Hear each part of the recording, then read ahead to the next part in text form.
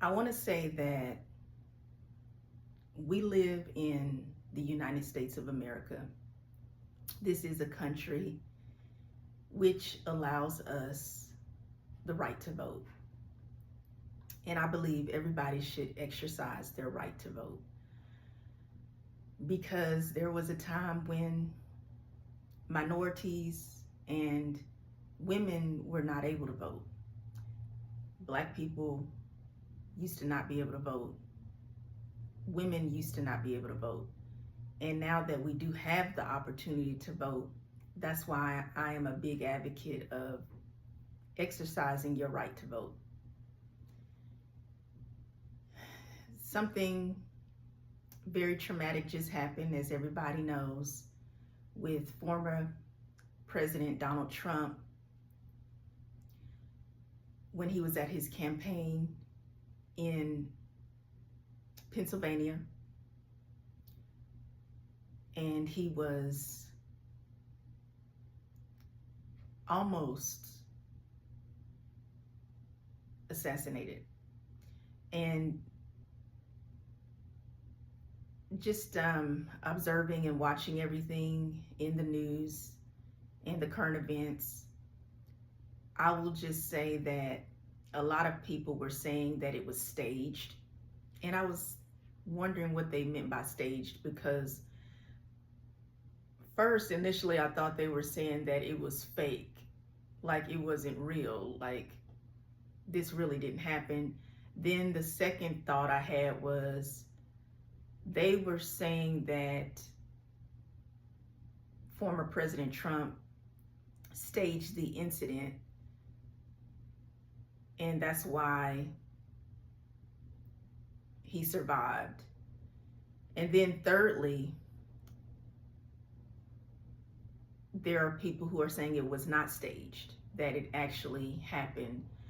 And I had posted on my social media that, staged or not,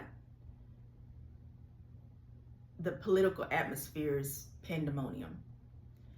And that's what I posted. But this was extremely tragic. And the reason why I want to say that this was extremely tragic is because this is citizens of America warring against each other. And the political climate is very dark. It's very dysfunctional. And I know that people have their own party that they are devoted to. For example, there are people who are Democrats, there are people who are Republicans. And then there's other parties that you can vote, like Green Party, for example. But as long as I can remember, the two parties that always dominated in the United States of America were the Democrats and the Republicans. And there was a time when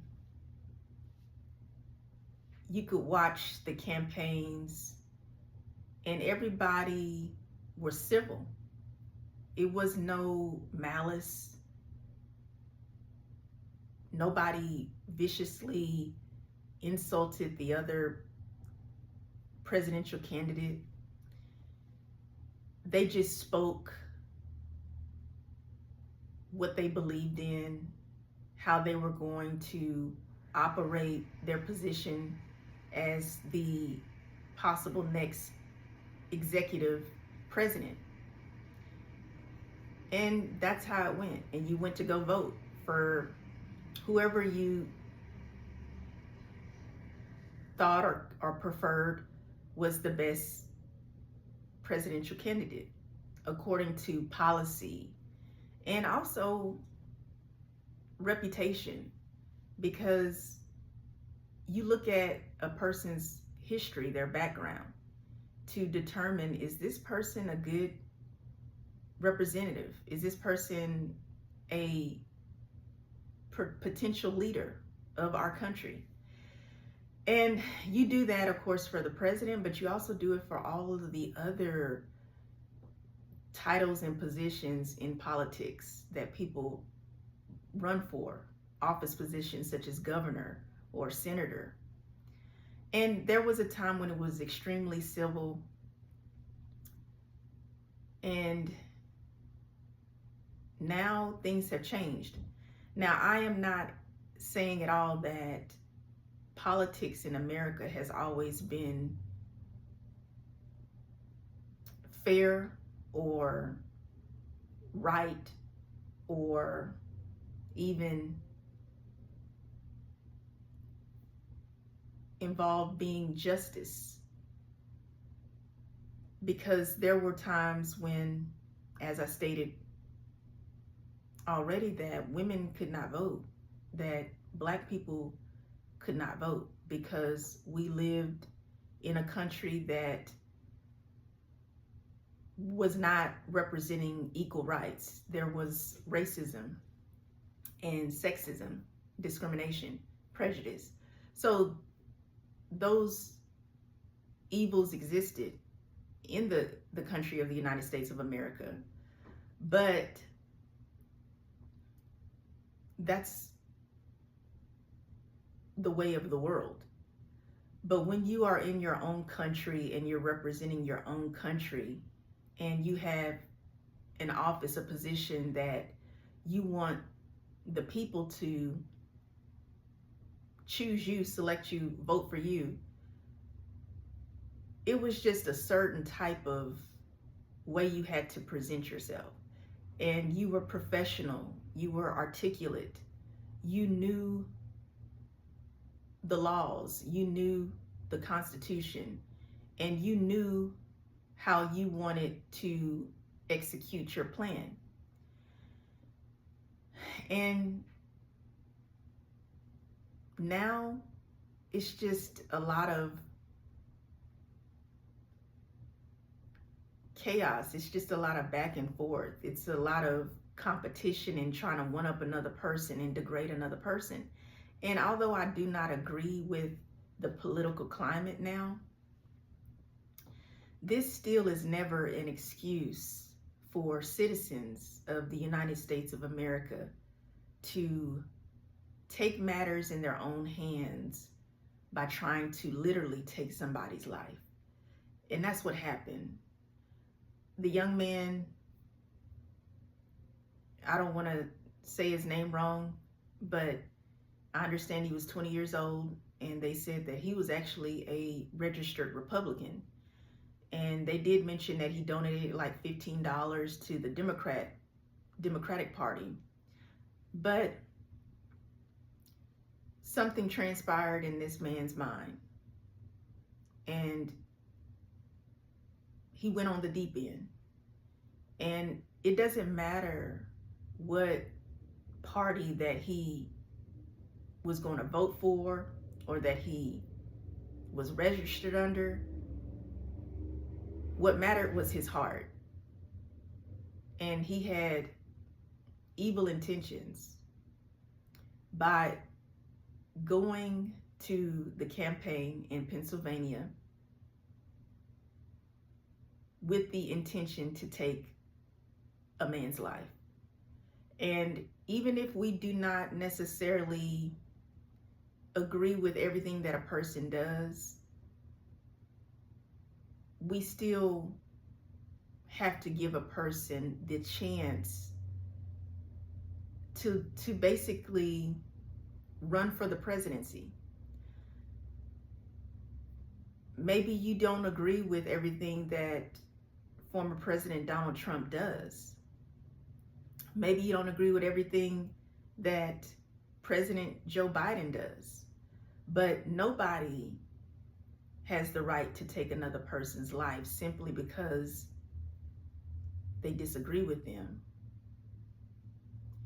And I'm glad that former President Donald Trump is safe. And it would have been chaos here had he been taken out of this world by the hands of a person who had a very troubled spirit. And now his life is gone. The person who attempted to take former President Donald Trump's life, he lost his life behind it. Because you reap what you sow. But then there's another life that's gone. Somebody that was just in the audience. And other people, I understand, were injured, like critical condition. And people's life are changed forever. And we have to really think about the fact that being a country that's divided never is an answer. We want to give people an opportunity, and we don't steal their opportunity away from them by force, such as attempting to take somebody's life. Because you want to treat people the way you want to be treated. And honestly, the way everything turned out with former President Donald Trump, he very much showed that he is resilient and that he is strong, and it really sheds, a positive light on him. There are a lot of people who think that he should be the next president, and because of this horrific situation of him being viciously assaulted, attacked by this person who wanted to take his life, it almost makes former President Donald Trump look very heroic. So a lot of people's minds have been changed about who they want to vote for. So sometimes what you do ends up backfiring on you. But we need to give everybody an opportunity. And I don't ever tell people who to vote for, but I do encourage people to not be so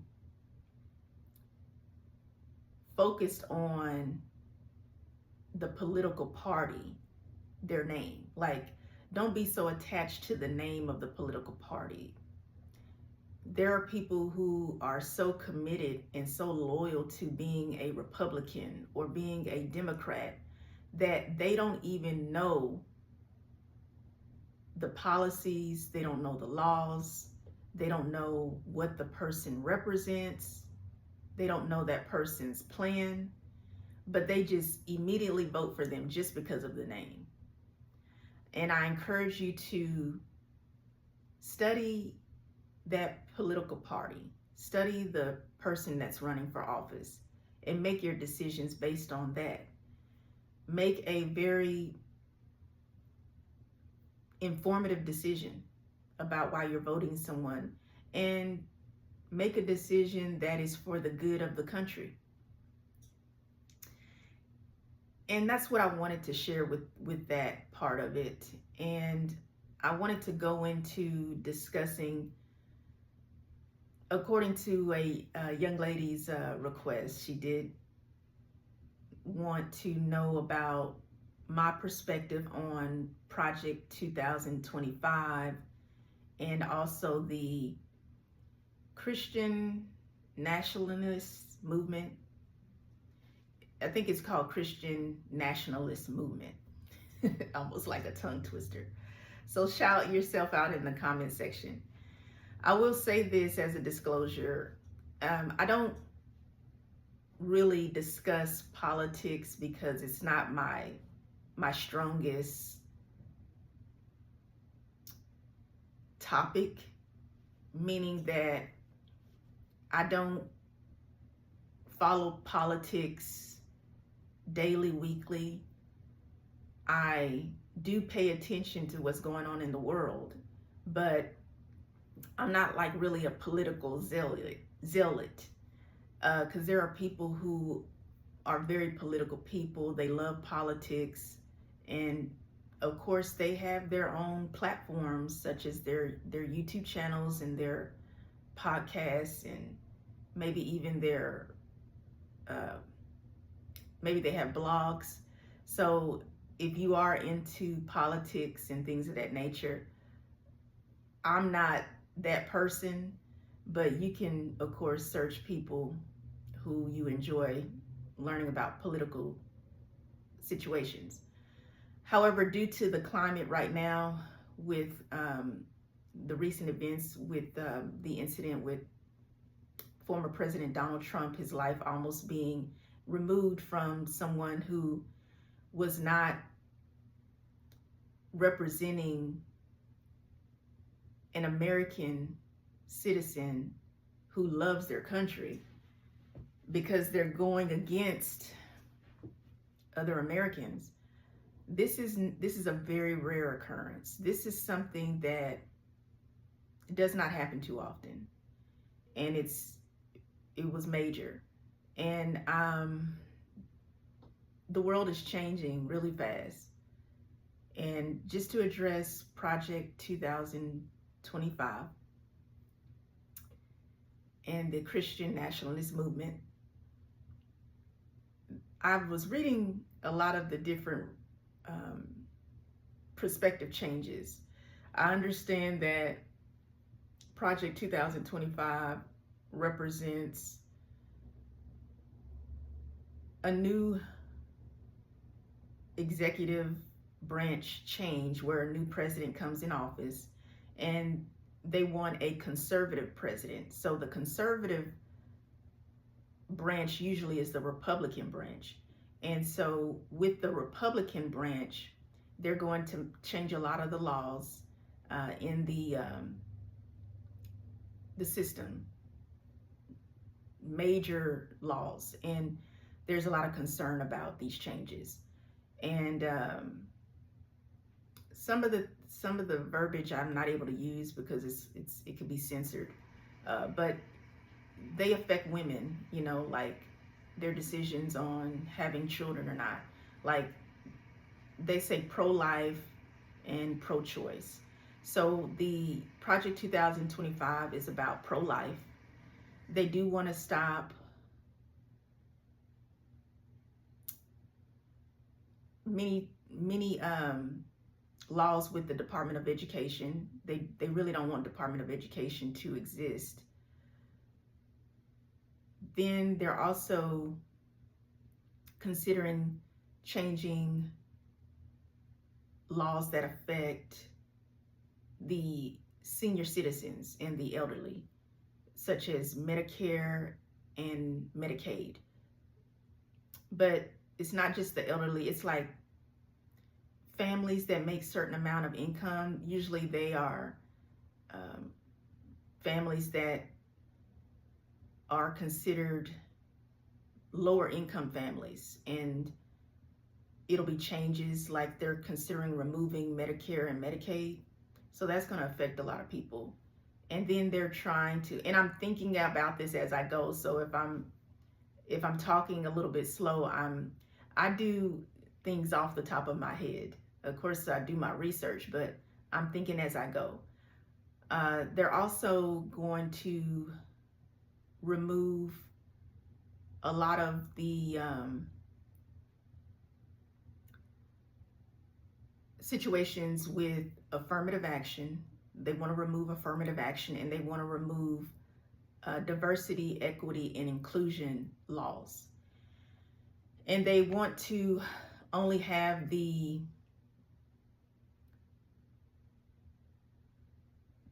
Supreme Court to determine if there is any type of prejudice that is being involved.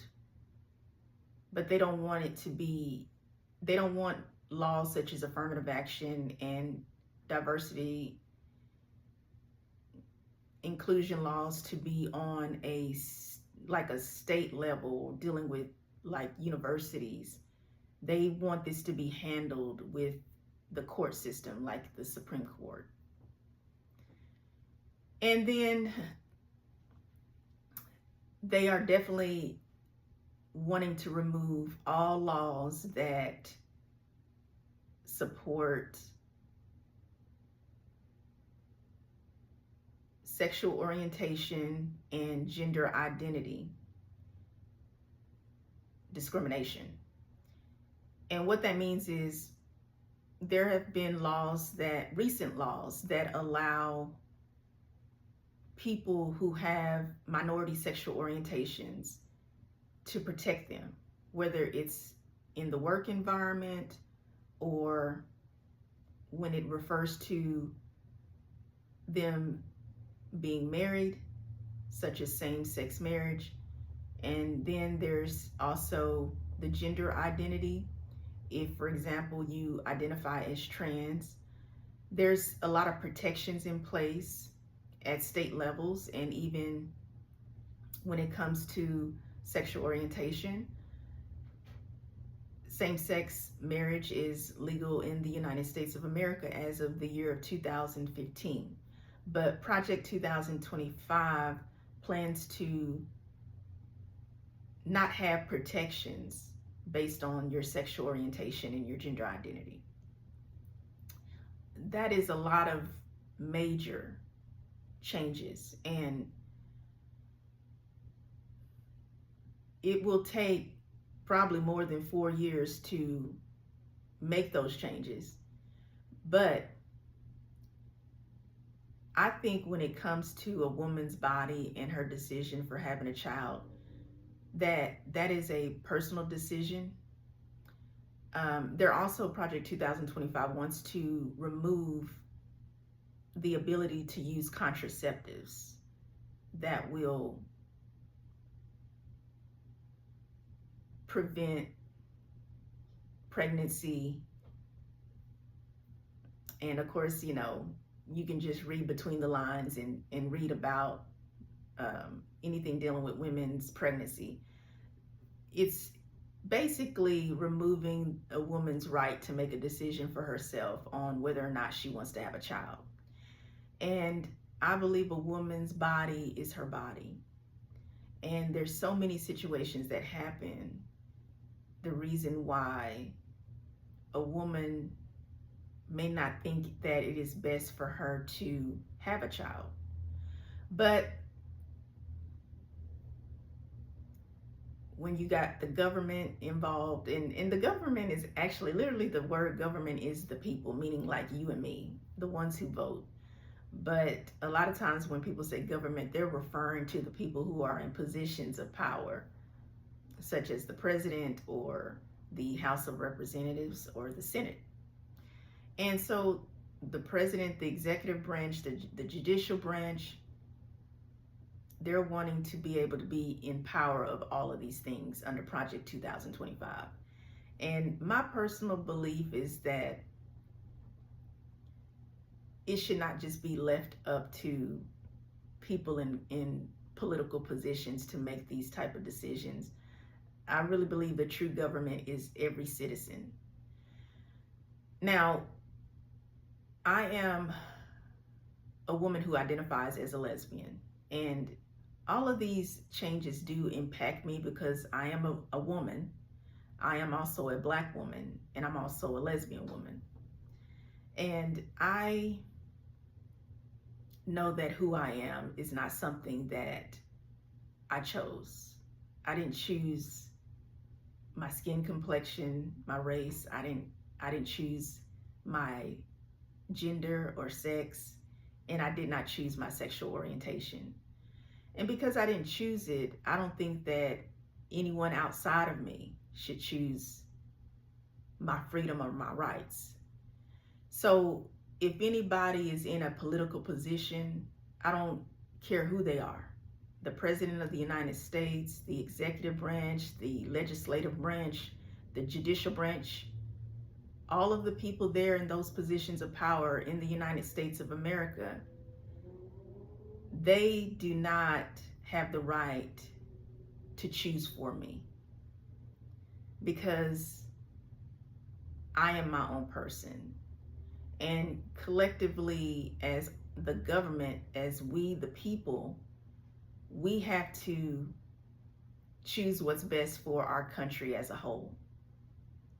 And since I don't choose who I am innately, why should somebody choose how I should live my life? Or why should someone else choose, who's in a political position of power, to remove my freedom to be myself? Because there was once a time when Black people didn't have the freedom to be themselves. They couldn't remove being Black. But people who had power, they enslaved them. And so women also did not have rights or freedom because women were looked as second-class citizens. Sexual orientation is ingrained. But gay people were not allowed to get married until 2015, which is very recent, very recent. And now, according to Project 2025, they have plans to possibly overturn same-sex attracted people from being married. But this is why it's so important for we, the people, meaning me and you, to exercise our right to vote, because it is your right to vote. Don't lose hope. Don't think, oh, I'm just one person. My vote doesn't matter. My vote won't count. You are so powerful. And you know why you're so powerful? Because you're living in this time. And your vote really matters. Your vote can change the world. And here's something else. Those people that you see in those positions of power, they need you. Because they know without you, they can't be in the position that they're in. So think about who you are. Think about other people. Consider everybody. What is best for us as a people? Don't get so caught up on the political party name. Make a decision that is informative and that is morally in the favor of we the people. My name is Giselle Wallace. Thank you for listening. Exercise your right to vote.